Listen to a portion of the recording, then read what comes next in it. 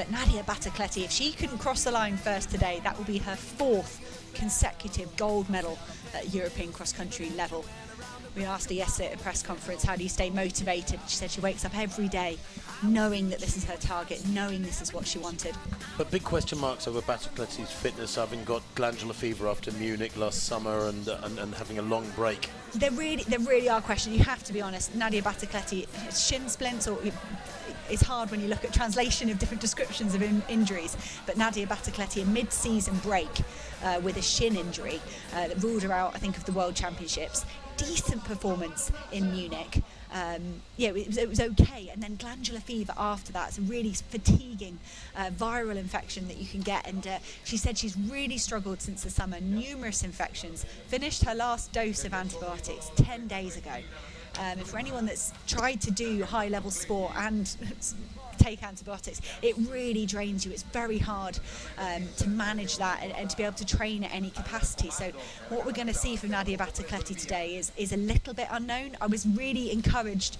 She was 6th at a race in Spain at Puerta. She beat a lot of very good senior athletes there. That was back in October. It does sound like there's been issues since then as well. But hey, we're going to have to watch these 4 long laps unfold to see quite what we're going to get from Nadia Battacleti. And I do think Megan Keith, last year's under-20 winner, is going to push from the front. She really enjoys front running. And I think Megan Keith is going to push it hard in these early few laps.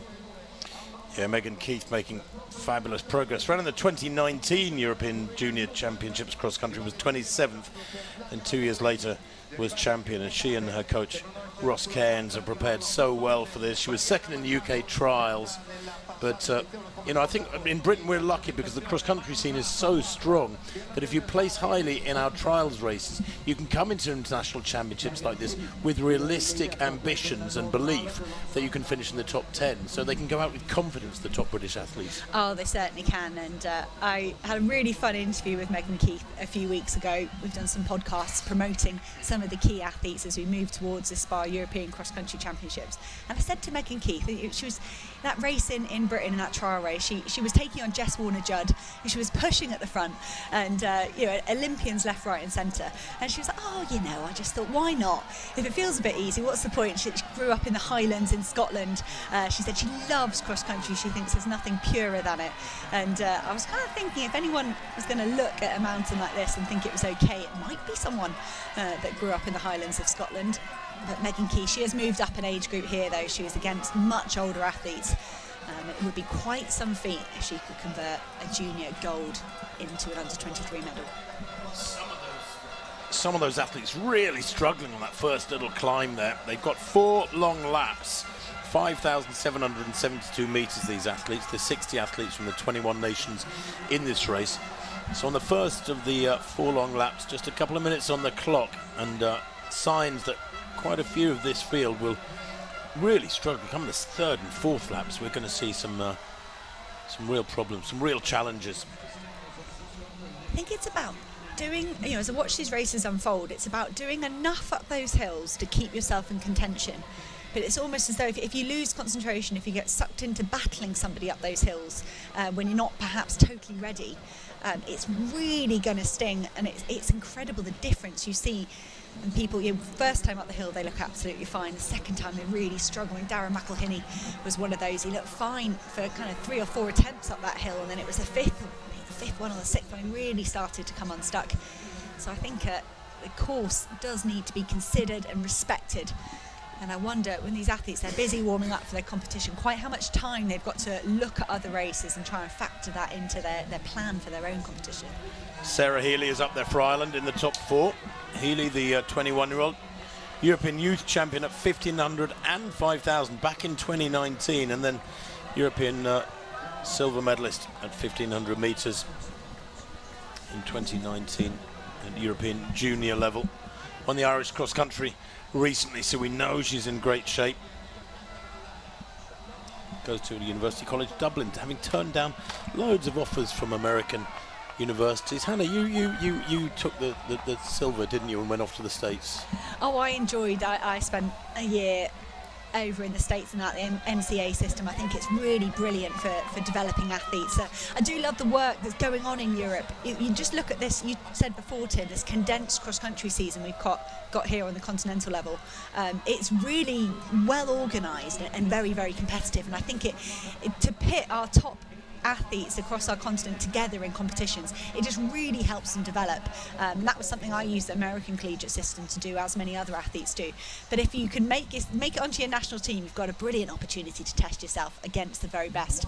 Sarah Healy has really done that over the years. Her victory at the Irish Cross Country Championships was convincing over Ciara McGee, and I think that was exciting for me, and that made me think, Sarah Healy could certainly compete for a medal here today. Manon Trapp is up there as well for France in 4th place. We haven't mentioned her yet. The French, of course, with that rich cross-country tradition. She's twice French cross-country champion, is Trapp. 15:25, pretty respectable 5,000 metre time she's got. And recently came 3rd in the Gujan-Mestras cross-country, well-known cross-country race in the French portfolio going back many, many years. Gaps beginning to open up now. I was looking at Megan Keith just now in Batacleti, Hannah, and wondering whether or not Megan Keith ought to just test Batacleti on this next climb, because if Batacleti has got fitness issues, you could fall into the trap of paying her a little bit too much respect. The tall Italian on the far side there. She has got this reputation as being a great champion, but if we know she's really struggled for several months in the last 4 or 5 months, then just test her a little bit. I think Megan Keith should go into this hill, put in a little bit of extra effort and see how Batacleti responds. I think you're right, Tim. And you've got an athlete that has been public about the issues they've had, which is very brave. I think that's kind of admirable from Nadia Batacleti. Why not be honest with your struggles and what's going on? That's a lot more engaging for our fans, and just really tells the story of the whole race. And Megan Keith would probably think it's important to keep pushing on. And take a look back through the field. See, Eloise Walker, I think, is kind of 2nd in the under-23 rankings. Those are in the 5,000 metres. That is led by Nadia Batacleti. It's been a tricky year for Batacleti, but she's still around 15:10 for 5K, and that is head and shoulders better than Sarah Healy and Megan Keith could aspire to for a few years over 5,000 metres. So if Batacleti is fit, I think she should be able to live with anything that Megan Keith throws at her over this 6-kilometre course. But I do think you're right, Tim, that Megan should have a go and keep pushing. Great Britain leading in the early team standings from Italy. Also up there's Grace Carson, coached by my old mucker Bill Foster up in Loughborough. And the British team, she's in 4th place at the moment, Grace Carson. Sarah Healy giving a good account of herself. The Dublin athlete, Irish cross-country champion, went out in the heat of the World Championships at 1,500 metres, but she has run 4:02, 8:46 for 3,000. She's very much a world-class performer, is Sarah Healy. She's in 3rd place at the moment, but Megan Keith just beginning to lean into this hill a little bit more with purpose, and Healy has lost a couple of metres. I think Sarah Healy, she's very good over cross country. I think she is a 1,500 metre runner. That's her strength. She was very public about her sports psychology issues that she had going into major championships this year. She ran brilliant times on the circuit and just failed to convert that at championship performances, and I applauded her honesty, particularly at the European Championships, just saying I need to sort this out, and she's working really hard, and we've seen some great results so far this autumn, and really hope Sarah Healy can continue to show us her very best in the championship environment. 3 British vests in the top 5, going really well. Alex Millard is up there as well, the national cross-country champion for junior women this year in the UK. So 2 away, then a group of 3 pursuing. Batacleti and Megan Keith here, beginning to widen that gap on Sarah Healy. And I'd like to see Megan Keith here just test Batacleti. I know I said it a few minutes ago, but I don't want Batacleti to be given undue respect if her fitness is suspect, and there's only one way of finding that out. Is that the end of 2 long laps? So halfway through in this under-23 women's race, and that second lap has just blown the field apart. Apologies, they're not quite finished this second lap. I did think before looking at this race, that if it went how I expected, it'd be Megan Keith pushing on, Nadia Battacletti the only one that could live with her, and then we'd see what happens through the latter stages. But it's halfway through, and already for me the two pre-event favourites toe for toe. The defending champion Nadia Battacletti of Italy trying to take a home gold here in Italy. Megan Keith, last year's under-20 champion, leaping up into this older age group and looking very much at home. And suddenly behind these two there was a real battle going on for the bronze medal. We spoke about Zach Mohammed, and there was a particular course in Great Britain that I thought was very similar to this, and Grace Carson and Alex Millard, the other two Brits, both coached by Bill Foster in Loughborough, they finished 1 and 2 in that race, and again they're just coming to the fore here over this hilly testing course. British packing well, they're 14th, 15th, 16th, Margini, Walker, Goodall. But these two have wrestled the bull by the horns and eased away from the pack. Millard and Healy there leading the chase. Trapp as well for France is going well. Manon Trapp, first in the French cross-country championships last year and this year, and she won their 5,000 metre title this year as well. So 9:58 after 2 laps for the leading pairing. Both look pretty relaxed, to be fair. Battacletti with home support will be getting massive roars all around the circuit from the spectators. That may be a decisive factor. And there's the team standings, Hannah. 10.5 for Great Britain ahead of Italy on 30, France on 43. That is some margin the British team have got over the rest of these European nations so far. I was looking back down the field. Anna Arnardo was 7th last year, the second scorer for Italy. She looked like she was just struggling a tiny bit, drifting back, and that could be indicated by those 30 points at the moment for the Italian team. The French have got 2 up there. I think they have to go back a little bit further for their third, and that's why we've seen that really low team score for Great Britain and Northern Ireland at the moment. So Manon Trapp, for me, she came out of the indoor section really far down. I don't know if she's struggling on the uphills, the French athlete, and then trying to make it up on the flat and the downhills, which might be tactical. She might be thinking, if I can kind of keep my heart rate a little bit lower up these hills, ultimately, overall, when the race pans out, that's going to suit me. Manon Trapp there, just trying to get on terms with Sarah Healy. That's the race, the pack that's fighting for the bronze medal. As we could be seeing gold and silver running away. So into the hill for the third time of 4. Battacletti just with the marginal lead, the defending champion. She is from a running family. Her father is her coach. Giuliano Battacletti was 17th in the 2001 World Cross Country Championships, and also in 1994 World Junior 5,000 metre bronze medal he took. He was quite some athlete. And Battacletti herself on paper is quite a lot faster than Megan Keith. Megan Keith's track bests are nowhere near the Italians. She's run 9:06 for 3,000 against Battacletti, who has run 8:50, for example. And Battacletti really good at 5,000, 14:46. And we're just starting to see the ground getting chewed up. I think you can see there Manon Trapp almost wincing off the top of the hill there. They're slipping. There was Nadia Battacletti took a real slip on that sharp incline. So these athletes are going to start having to choose their ground, choose their line, try and find some firm ground, because if you slip like that and you're just losing momentum, it's soul destroying and physically very hard to get yourself back up to speed. Not much to tell from that hill. Megan Keith and Nadia Battacletti, neither one of them making a decisive move. Well, they're sharing the lead again and again through La Mandria Castello for a penultimate time. And Megan Keith was leading up the slope. I thought she might have been easing away from Battacletti, but the Italian has rallied. And this, the third lap of 4 in a mile race. This is a very important race. You know, you can actually, if you haven't got a great sprint finish, you actually make it hurt from early on. This is where you push hard in a mile race, going down the back straight with a lap and a half to go. But Megan Keith here, I just get the feeling now that Battacletti has turned it up another notch. Yeah, look, I think she's testing the Brit here. I think a lot of the Italian athletes seem to grow up doing mountain running. Johan Cripper has spoken, he has a mountain running background, but I do think the Italians seem very good at running up and downhill, and Nadia Battacletti getting herself in front, I think that's a good tactical decision for that downhill descent. You don't want to be having to worry about what the person in front of you is doing. You want the clean sight, you want to be able to relax. But she's not shaken off Megan Keith at all.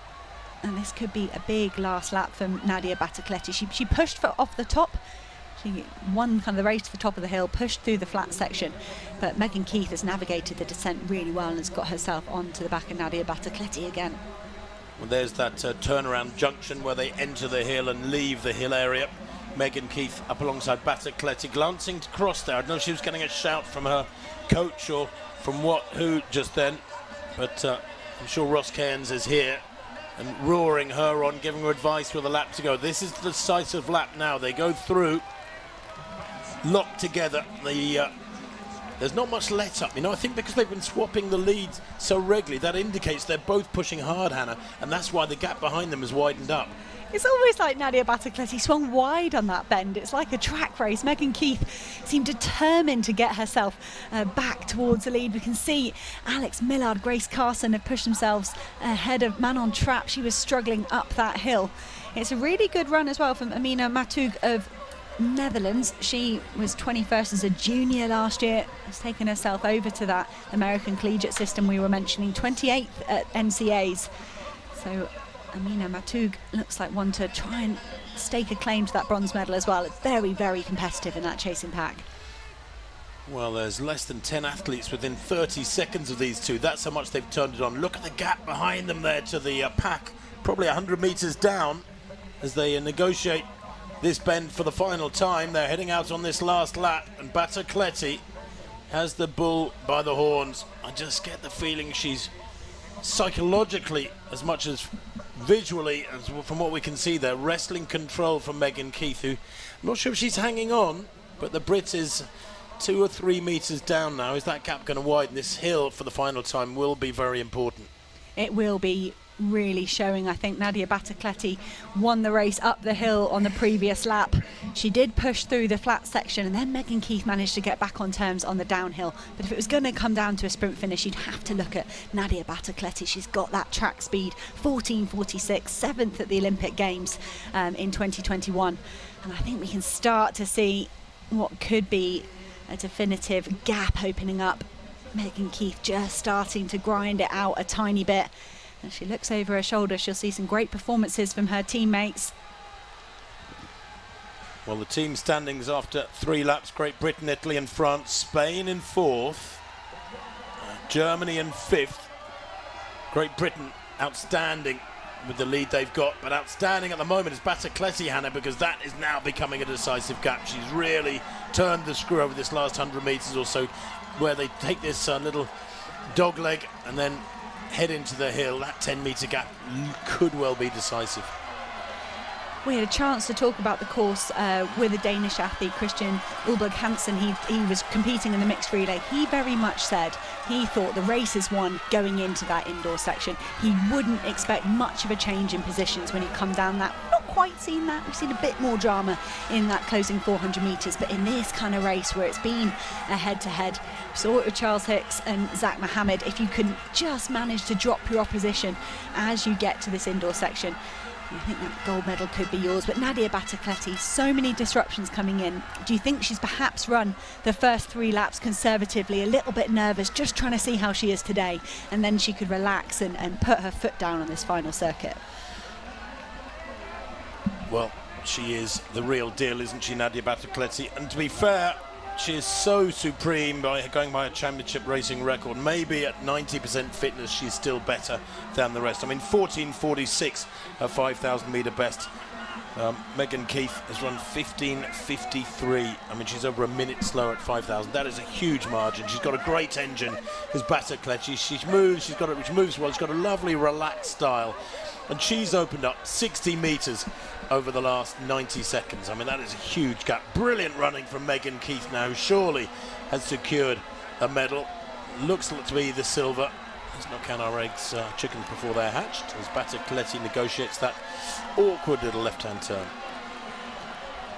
Battecletti looking every bit the cross-country specialist skipping down these hills, but she is gasping for air. She will have put in a humongous effort up that hill to bridge this gap, but it does look like it could be a 4th successive gold medal for Nadia Battecletti. We've already seen a gold medal for the Italians on the mixed relay. That was sensational. It was dramatic. It came down to the closing few metres, but Nadia Battecletti has put on an exhibition round this final circuit, and in the end it's going to be a convincing victory ahead of Great Britain and Northern Ireland's Megan Keith. Nadia Battecletti, hopefully a moment to relax and enjoy, and there's the smile and there's the wave. Big pressure on this young woman's shoulders, and she has delivered here in Piemonte La Mandria Park, a 4th consecutive gold medal for Italy's Nadia Battecletti, and a inspired silver medal from last year's under-20 champion Megan Keith. She gave it everything to live with Nadia Battecletti and couldn't quite handle the strength of the older athlete. But she'll be in this category for another couple of years, Megan Keith, if she so chooses and doesn't want to do the senior race. Brilliant run from her. She's given everything. Battecletti quite supreme on the day. Another gold medal, 2nd gold for Italy. 13 seconds, that winning margin eventually, Hannah. Alexandra Millard, the Bill Foster coached athlete, with a brilliant bronze medal there. She looks so excited. What a 4th place for Amina Matug in her first race in the under-23 category. And a very tired but very happy Grace Carson coming home in 5th place. 3 scorers in 5 for Great Britain and Northern Ireland. Same as the under-20 men, slightly different order. Can tell you that Battecletti, well, the 2 previous laps, the 2nd lap was a 5:06, the 3rd lap a 5:04. The reason she opened up that gap on Megan Keith, because they ran a 4:53, or she ran a 4:53 final circuit. And Megan Keith probably maintained her tempo really well through that final circuit, Hannah, but Battecletti, with her strength, her speed, her experience, able to turn it up a notch and take it into territory that Megan Keith just couldn't live with as yet. Megan Keith, though, is 2 years younger than Battecletti, and that is a lot of ground to give.